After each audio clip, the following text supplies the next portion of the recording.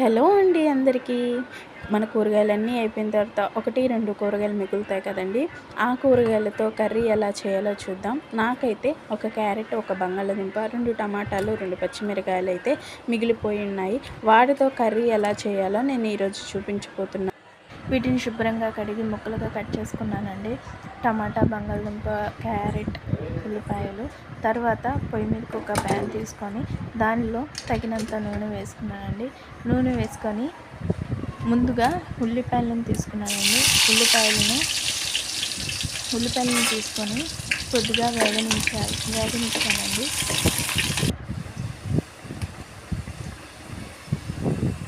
ఉల్లిపాయలు అయితే వేగిపోయి తర్వాత మిగిలిన కూరగాయలను కూడా వేసుకున్నాం.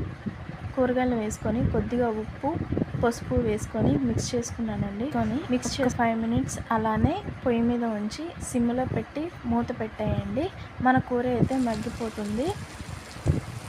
అలానే మనం కూర అయితే ఒక 5 మినిట్స్ తర్వాత మన కూర అయితే మగ్గిపోయింది కాబట్టి కొద్దిగా కారం తీసుకోండి. మీకు టేస్ట్ తగినట్టు కొద్దిగా తీసుకొని మళ్ళీ ఒకసారి మిక్స్ చేసి తగినంత నీళ్ళు అలానే ఒక 5 మినిట్స్ ఉంచినట్లయితే మన కూర అయితే రెడీ అయిపోతుంది.